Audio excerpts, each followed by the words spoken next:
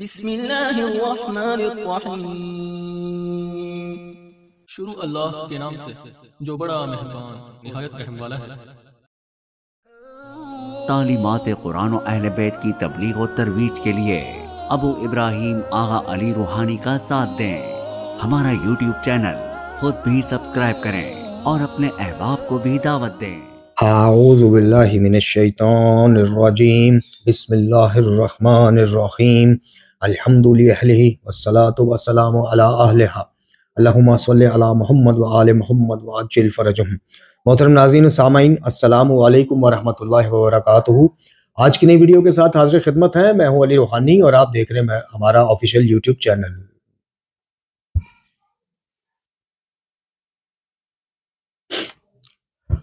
محترم ناظرین و سامعین، آج کی ہماری ویڈیو کا جو عنوان گفتگو ہے، موضوع گفتگو ہے، وہ عقیدہ ولایت تکوینی کے اوپر مختصراً گفتگو کرنا ہے۔ اور اس بابت عقیدہ ولایت تکوینی کے حوالے سے جب سوال ہمارے 8ویں امام علی رضا علیہ السلام سرکار سے پوچھا گیا، انہوں نے کیا جواب فرمایا، کیا انہوں نے تعلیم کی یا اس عقیدے کے بارے میں انہوں نے مختصراً مگر مفصل کیا جواب دیا، وہ آپ کی خدمت میں پیش کریں گے۔ شیخ صدوق علیہ رحمہ نے اس روایت کو عیون اخبار الرضا کی دوسری جلد میں نقل کیا ہے، اور اس کے علاوہ آپ کی خدمت میں اس عقیدہ ولایت تکوینی کے حوالے سے ایک ایسی شخصیت کہ جن کے بارے میں کہا نہیں جاتا بلکہ یہ سچ ہے کہ وہ تصوف اور صوفیزم کے بڑے دلدادہ ہیں، بڑے فین ہیں، یا صوفیہ یا تصوف کا اپنے آپ کو ادنا طالب علم کہتے ہیں، سید جواد نقوی حافظ اللہ۔ اب جو بندہ تصوف اور صوفیزم سے کنیکٹڈ ہو، اس کے لیے عقیدہ ولایت تکوینی لازم و ملزوم والا صورتحال وہ بن جاتی ہے جی۔ اور جو ولایت تکوینی کے تحت جو عقیدہ سامنے آتا ہے وہ یہ آتا ہے کہ اللہ رب العزت کے علاوہ مقدس شخصیات جن میں سرکار نبی و آل نبی علیہ السلام اور دیگر امت کے اولیاء کرام، ہمارے جو برادران ہیں اہل سنت میں بریلوی مکتبہ فکر کے، وہ تو اس عقیدہ یا ولایت تکوینی کو دیگر امت کے جو صوفیہ یا اولیاء ہیں، جن کے جو ان کے نزدیک صاحب کرامات بھی ہیں، صاحب علم بھی ہیں اور صاحب تصوف ہیں، ان کے لیے بھی اس عقیدے کو وہ مانتے ہیں۔ ہمارے ہاں یہ عقیدہ محمد و آل محمد علیہ السلام، ہماری جو اکثریت ہے، اس کے لیے اس کے قائل ہیں۔ اور اس قائل ہونے میں جو بات ہے، جو معاملہ ہے، وہ نیچے سے نہیں بلکہ اوپر سے شروع ہوتا ہے۔ یعنی مجتہدین اور بڑے بڑے علماء جو ہیں وہ اس عقیدے کے نہ صرف قائل ہیں بلکہ اس کی نشر و اشاعت میں اور اس کے اثبات میں، اس کے جواز کو ثابت کرنے کے لیے قرآن اور حدیث سے ہٹ کر، معذرت کے ساتھ، جس کو ہماری یہ بات سے اختلاف ہو کہ مجتہدین ایسا نہیں کرتے، جو اس کے قائل ہیں، سب مجتہدین کی بات نہیں کر رہے، وہ آپ کو اگر ایک دلیل بھی ولایت تکوینی کے حوالے سے قرآن و حدیث سے پیش کر دیں تو آپ لازمی ہم سے شیئر کریں اور ہماری اصلاح کا باعث بنیں۔ اب اس عقیدہ ولایت تکوینی کے تحت انسان اس چیز کا قائل ہوتا ہے کہ اللہ رب العزت کی اجازت سے کچھ شخصیات، کچھ ہستیاں کائنات میں ہر قسم کا تصرف کرنے کا حق رکھتی ہیں۔ رزق دینے کے معاملہ ہو، شفا دینے کا معاملہ ہو، اولاد دینے کا معاملہ ہو، زندگی موت کے معاملات ہو، اللہ تعالیٰ نے ان کو یہ اجازت دے رکھی ہے کہ وہ جیسے چاہیں جب چاہیں تصرف کریں، تصرفات کریں۔ اور اس کی دلیل میں، اس کے اثبات میں جو دلائل دیے جاتے ہیں وہ معجزات اور کرامات اور گزشتہ انبیاء کے جو معجزات قرآن مجید فرقان حمید میں لکھے ہیں، جیسے سورہ مبارکہ یوسف میں جناب یوسف علیہ السلام کا اپنے برادران کو وہ کرتا دینا جو جناب ابراہیم سے چلتا آ رہا تھا، اور وہ کرتا دے کے کہنا کہ یہ ہمارے بابا جان جناب یعقوب علیہ السلام جو ہے ان کی آپ آنکھوں پہ لگائیں تو انشاءاللہ بینا ہو جائیں گی ان کی آنکھیں، اور ایسا ہوا۔ اچھا، پھر آصف بن برقیہ والا معاملہ، تخت بلقیس کو ایک پل میں یا ایک آنکھ چپکنے سے پہلے لانے والا معاملہ، پھر جناب عیسیٰ ابن مریم علیہ السلام سرکار کا باذن اللہ مردوں کو زندہ کرنا، اسی طرح جناب سلمان نبی علیہ السلام کے ماتحت اللہ تعالیٰ کا جنوں کو اور ہواؤں کو کر دینا۔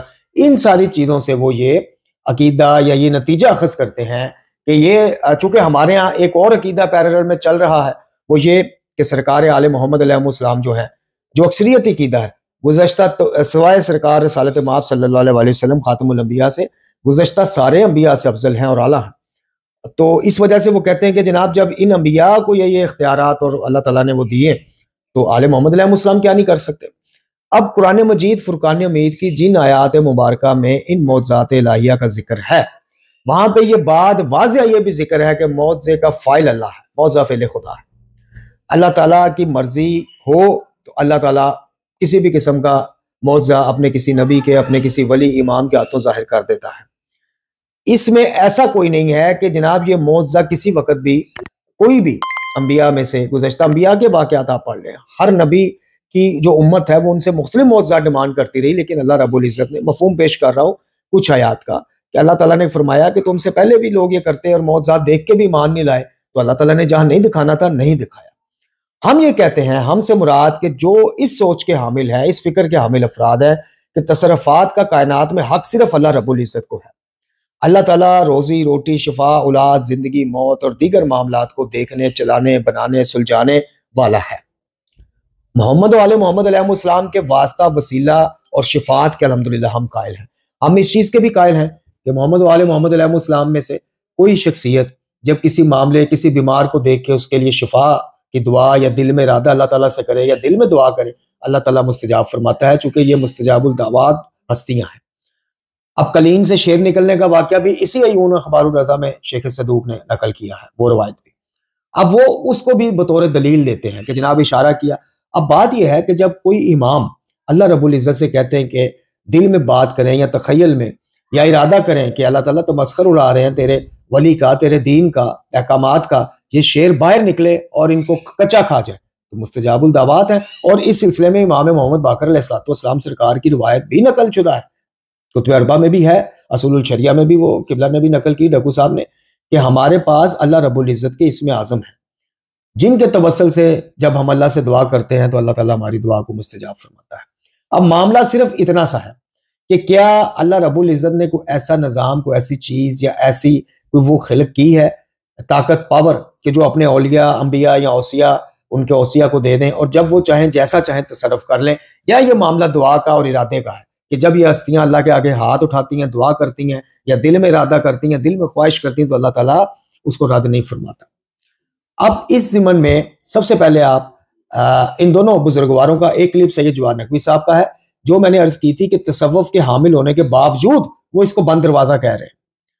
صوفیہ کے درگاہوں پہ جانے کے باوجود، یا ملا صدرہ کے بہت بڑے فین ہیں، پرستار ہیں سید جواد نقوی صاحب، ابن عربی کا تو مجھے اتنا کنفرم نہیں، لیکن ملا صدرہ کا مجھے کنفرم ہے کہ بہت بڑے پرستار ہیں، ان کو فالو کرتے ہیں، ان سے عقیدت رکھتے ہیں۔ اس کے باوجود قبلہ سید جواد نقوی صاحب کا اس کو بند دروازہ کہنا اور لوگوں کو کہنا کہ بند دروازے کے باہر کھڑے ہونے سے کچھ حاصل نہیں ہوگا، آپ کے لیے سیرت نمونہ عمل ہونی چاہیے۔ اور یہ بہت بہترین بات آپ نے کی، جب آپ سیرت میں لے آئیں گے عوام کو، اور یہی کام اگر سارے علماء نے مل جل کے کیا ہوتا کہ کہانیاں، تخلیقی عقائد اور قیاس کے اوپر، دیکھیں ہم اہل سنت برادران سے اختلاف کرتے ہیں کہ جناب آپ کے جو امام اعظم ہیں جناب نعمان ابن ثابت ابو حنیفہ کے نام سے جو رحم اللہ مشہور ہیں، جی ہم مطلب مکتبہ تشیع کی اکثریت اس چیز کی قائل ہے کہ انہوں نے ان کے فتاوی جات اکثر قیاس پر مبنی، اور دین میں قیاس کی اجازت نہیں۔ اچھا، ان کا قیاس ہے فروعی معاملات میں، فتاوی جات وغیرہ میں، شرعی معاملات، وہ ہمارے نزدیک حرام ہے قیاس کرنا، لیکن عقیدے میں قیاس ہی قیاس، قیاس ہی قیاس، قیاس ہی قیاس، آصف بن برقیہ یہ کر سکتا ہے تو یہ نہیں کر سکتے، یہ قیاس ہے، اس کے پیچھے کوئی دلیل ہی کوئی نہیں آپ کے پاس۔ تو سید جواد نقوی صاحب نے یہ جو بات اس کلپ میں آپ سماعت فرمائیں گے، یقیناً یہ ان کا پرانا کلپ ہے، ابھی ان کی ریش مبارک بھی بزرگی میں نہیں گئی تھی، سفیدی میں، تو آپ نے سنا ہوگا۔ تو اس میں وہ جو سیرت کی طرف دعوت دے رہے ہیں، یہی ہمارا متن نظر ہے، کیا آپ سیرت کی طرف لے کے آئیں، اور سیرت بھی وہ جو مسند ہے، جو قرآن کے مطابق سیرت لکھی گئی، ورنہ سیرت کے معاملات میں تو یہ بھی لکھا گیا ہے کہ جناب سلمان فارسی رضی اللہ تعالیٰ عنہ کا ہاتھ پکڑا جناب امیر نے اور قبرستان میں لے گئے اور کہا کہ جناب بتاؤ کون سا مردہ زندہ کرنا ہے۔ جناب سلمان فارسی نے کہا فلاں، آپ گئے، آپ نے جناب ٹھڈا مارا، جسے پنجابی میں ٹھڈا کہتے ہیں، ٹھڈا مارا اور کہا کہ میرے حکم سے کھڑا ہو جا، اور پھر کہا کہ مجھ میں اور عیسیٰ ابن مریم میں یہ فرق ہے کہ وہ قم باذن اللہ کہتے تھے اور میں اپنے حکم سے زندہ کرتا ہوں۔ یہ والی سیرت نہیں، سیرت وہ جو خود ان کے فرمان کے مطابق قرآن سے نہ ٹکراتی ہو، وہ چاہے فرامین ہو چاہے سیرت ہو۔ تو آپ یہ کلپ سماعت فرمائیے، اور دوسرا کلپ جس میں ایک سوال کے جواب میں استاد بزرگوار آیت اللہ شیخ محمد سین النجفی اللہ مقامہ عرف ڈکو صاحب وہ ایک سوال کا جواب دیتے ہوئے اس کو شرک جلی کہہ رہے ہیں، اور 15 خداؤں کا عقیدہ اس کو کہہ رہے ہیں کہ جب آپ اس چیز کے قائل ہو گئے اس عقیدہ کے تحت کہ جو کام خدا کر سکتا ہے وہ اس کے اذن سے ولایت تکوینی کے عمل ہونے کے ناطے یہ ہستیاں بھی کر سکتی ہیں، تو ڈیفرنس ختم ہو گیا۔ صرف ایک ڈیفرنس رہ گیا کہ آپ ان کو اللہ نہیں کہہ سکتے، باقی ہر چیز جائز ہو گئی اس عقیدے کے تحت. مطلب جیسے اللہ جب چاہے جو چاہے کر لے، یہ بھی کر سکتے ہیں. تو یہ تھوڑی سی باریک بینی کے ساتھ معاملے کو دیکھنے کی ضرورت ہے. محترم ناظرین و سامعین، جب آپ آیات قرآنی با ترجمہ پڑھنا شروع کریں گے یا پڑھتے ہوں گے تو آپ کو ہمارے قیاسی عقائد اور قرآنی عقائد میں زمین و آسمان کا فرق نظر آئے گا. لیکن آپ کو وہ فرق جب نظر آئے گا اور آپ اس کو لے کے ایک رجوع کریں گے اپنے اپنے پسندیدہ فیورٹ علماء کی طرف یا ان سے بھی اوپر مجتہدین کی طرف، تو جو اس کے حامل ہے وہ آپ کا جناب مکو وہیں پہ ٹھپ دیں گے. وہ دو ہی چیزیں آپ کو بتائیں گے کہ جناب ان کی معرفت یا ان کے اس حوالے سے آپ پہنچ ہی نہیں سکتے، آپ عقل لڑانی شروع کر دی ہے. وہ اس کو فضائل میں گنیں گے. آل محمد علیہ السلام کے مطابق اس کے عقیدے کی کیا اصل ہے وہ ابھی آپ کو بازبان امام علی رضا علیہ السلام سنوا دیتے ہیں. لیکن سب سے پہلے آپ یہ دونوں شخصیات کے کلپ سماعت فرمائیے. سیرت دروازہ ہے جو خدا نے کھولا ہے ہدایت کے لیے. بہت سارے در ہیں بند ہیں، اللہ نے بند کیے ہوئے ہیں. وہ ہیں موجود معصومین کی زندگیوں میں، معصومین کی ہستیوں میں اور ذوات میں. بہت سارے ایسے پہلو ہیں جن کی ہمیں شناخت نہیں ہے. ان کی شناخت یا خود ان کو ہے یا خدا کی ذات کو ہے. اور وہ در ہمارے لیے کھلے ہوئے نہیں ہیں. ایک در خدا نے ہمارے لیے کھولا ہوا ہے معصومین کے لیے، وہ ہے در سیرت. در سیرت، جس دروازے کو ہم نے خود بند کر دیا ہے. در سیرت بند کر دیا ہے اور ان دروازوں کے پیچھے لائن لگا کے کھڑے ہو گئے ہیں جو بند ہیں. بند دروازوں کے پیچھے، بند دروازوں کے پیچھے کھڑے ہیں جو بند ہیں، جن کی ہمیں فہم ہی نہیں ہے، جن کی ہمیں معرفت ہی نہیں ہے، جن سے ہمیں کہا گیا کہ اگر ان دروازوں پہ گئے تمہیں حاصل بھی کچھ بھی نہیں ہوگا. آپ پڑھے رہو باس ولایت میں، ولایت تکوینی میں، ساری عمر باس ولایت تکوینی میں لگا دو، آخر عمر تک تمہیں کچھ حاصل نہیں ہوگا. کیوں؟ اس لیے کہ ولایت ائمہ کی زندگی کا پہلو ہے، لیکن ان کی ولایت کے پہلو کی پہچان تمہیں نہیں ہو سکتی. وہ دروازہ تمہارے لیے نہیں ہے، وہ دروازہ خود ان کے لیے ہے، اہل بیت کے لیے ہے. تمہارے لیے در سیرت کھولا گیا. اس در سے جاؤ، اس در سے تمہیں کچھ حاصل بھی ہوگا. بند دروازے کے سامنے بے شک رش لگاؤ. بند دروازے سے مراد یہ نہیں کہ ائمہ کا ولایت کا باب نہیں ہے، ولایت ہے، لیکن ہمارے لیے قابل فہم نہیں. جتنا بتا دیا کہ بس اسی پر اکتفا کرو، اس سے آگے نہ جھانکو، اس سے آگے سمجھ میں نہیں آئے گا تمہیں کچھ. لہٰذا آپ دیکھ لیں جتنے جھانک رہے ہیں زیادہ خود بھی کنفیوز، دوسروں کو بھی کنفیوز ہی کر رہے ہیں. اور اگر در سیرت سے آتے تو جس کی حسرت ہے ائمہ کو وہ حسرت پوری ہو جاتی. ان شعبوں میں جو بھی گئے، بند دروازوں میں جو گئے، ان کا انجام دو طرح سے ہوا، یا ناصبی ہو گئے یا غالی ہو گئے. بند دروازوں کی طرف جو گئے، بند دروازوں کے پیچھے جو جا کے کھڑے ہوئے، یا ناصبی ہو گئے یا غالی ہو گئے. اور امیر المومنین نے خود فرمایا تھا کہ سیہلک فیہا رجلان وصنفان، دو قسم کے لوگ میرے بارے میں ہلاک ہو جائیں گے. مبغض قال و مفرط قال غال. ایک وہ ناسبی جو مجھ سے نفرت کرتا ہے اور دشمنی رکھتا ہے وہ بھی ہلاک ہو گیا، اور وہ جو غالی ہے وہ بھی ہلاک ہو گیا. در سیرت سے جو آپ کو پتہ چلے کہ خدا نے جن کو سنوارا ہے کتنا زیبا سنوارا ہے. تکوینی کے قائلین تعویلیں کرتے ہیں اپنے موقف کے لیے، ان کے بارے میں کوئی الگ حکم ہے؟ میرے محترم تاقیمین ولایت کا عقیدہ رکھنا شرک جڑی ہے. اللہ اسے محفوظ رکھے.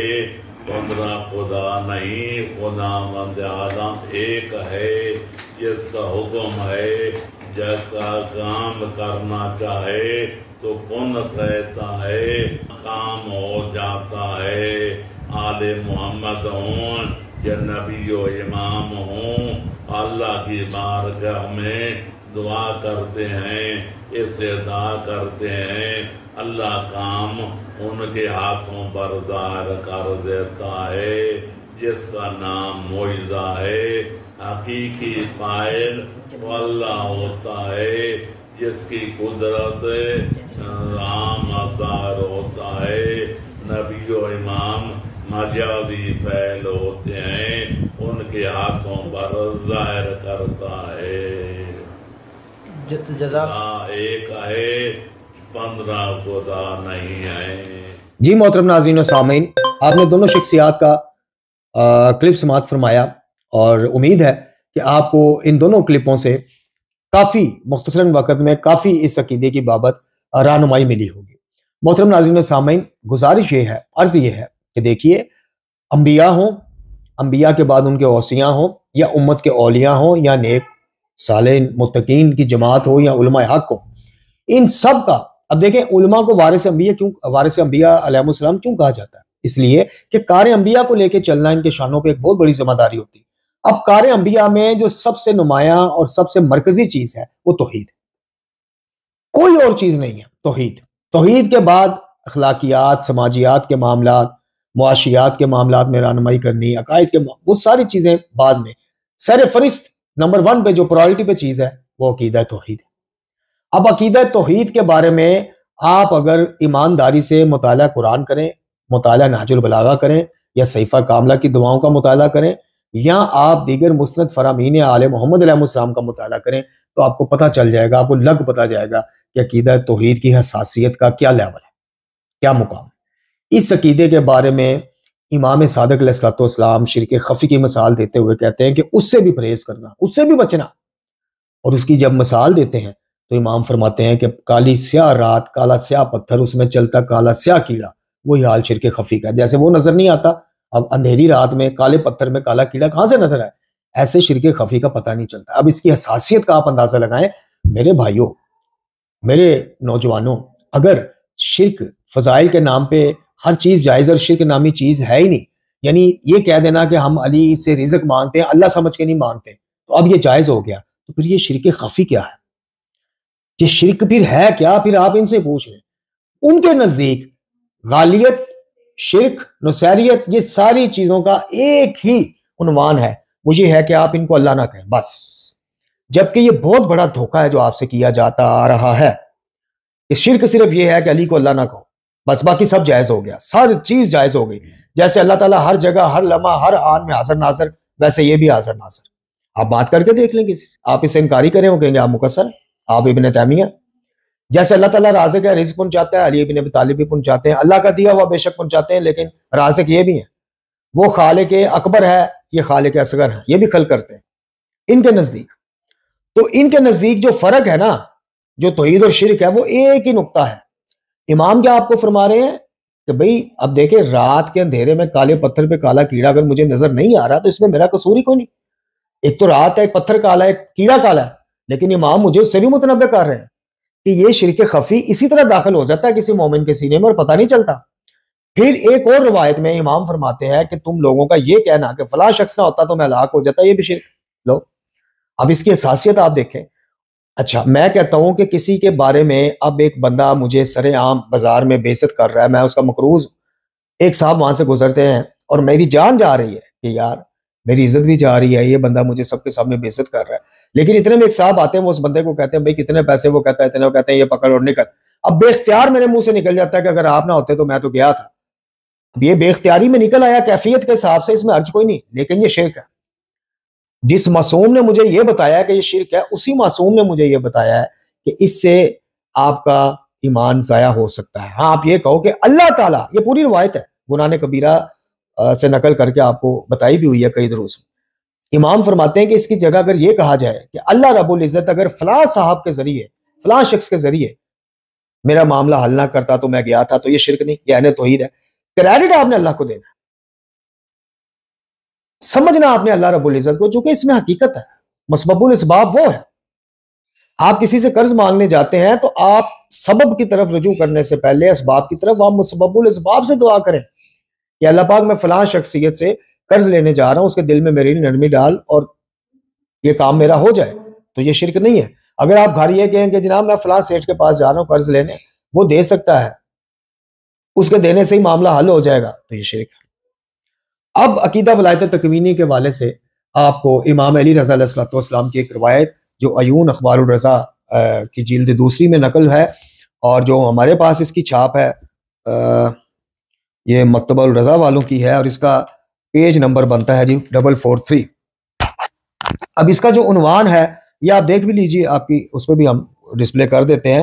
سب سے اوپر عنوان ہے غالیوں پر لعنت بے شمار، اچھا، اس کے نیچے یہ عنوان ہے کہ تفویض در امر شریعت و تفویض در امور تکوینیہ. شریعت کے بارے میں جو معاملہ تفویض یعنی ولایت تشریع جس کو بولا جاتا ہے، اور ولایت تکوینی اس کے بارے میں امام سے سوال ہوتا ہے تو امام کیا فرماتے ہیں؟ سماعت فرمائیے. اچھا، بحذف اسناد یعنی یہاں پہ اسناد کا سلسلہ حذف کر دیا ہے مترجم نے، لیکن آگے روایت نقل کر دی ہے. یاسر خادم نے بیان کیا کہ میں نے امام علی رضا علیہ السلام کی خدمت میں عرض کی، مولا آپ تفویض کے متعلق کیا فرماتے ہیں؟ تو آپ نے فرمایا اللہ تعالیٰ نے دینی امور اپنے نبی صلی اللہ علیہ وآلہ وسلم جانے دو عالم خاتم الانبیاء کو تفویض فرمائے، اور اس کا اعلان یوں کیا. سورہ مبارکہ الحشر کی 7ویں آیت سے امام نے استدلال کیا کہ تمہیں جو کچھ رسول دیں وہ لے لو اور جس چیز سے روکیں اس سے رک جاؤ. اب یہاں پہ امام فرما رہے ہیں کہ جو دینی امور ہیں ان کو اپنے نبی کے سپرد کیا ہے اللہ تعالیٰ نے. اچھا، یہاں پہ بھی ایک منٹ رک جائیں. دینی امور میں بھی شریعت سازی، دین بنانا، احکام اتارنا، یہ اللہ تعالیٰ نے کسی کو بھی تفویض نہیں کیا، یہ اللہ ہی کی طرف سے آتے ہیں. یعنی شریعت اللہ ہی بناتا ہے. نبی اکرم صلی اللہ علیہ وآلہ وسلم جانے دو عالم خاتم الانبیاء یا دیگر انبیاء یہ لوگوں تک اس شریعت کو جو اللہ بنا کے نازل کرتا ہے، بھیجتا ہے، یہ عوام تک، امت تک پہنچاتے ہیں. اور جو بعد از نبوت جو ہمارا عقیدہ امامت ہے، امام کا کام اس شریعت کی محافظت ہے. شریعت سازی امام بھی نہیں کر سکتے. جو شریعت مکمل ہو گئی سو ہو گئی. تو امام فرماتے ہیں کہ دینی امور کے بارے میں تو یہ ہے، چونکہ اللہ تعالیٰ نے کہا کہ جو کچھ آپ کو نبی خدا دیں وہ لے لو اور جس سے روکیں وہ رک جاؤ. آگے امام کیا فرماتے ہیں؟ لیکن خلق اور رزق میں تفویض نہیں ہے. یہ امام فرما رہے ہیں کہ لیکن خلق اور رزق میں تفویض کوئی نہیں.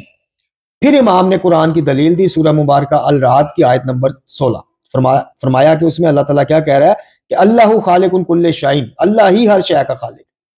پھر امام فرماتے ہیں کہ اللہ تعالیٰ کا فرمان ہے سورہ مبارکہ روم کی 40 نمبر آیت کہ جو ولایت تکوینی کو بکھیر دیتی ہے.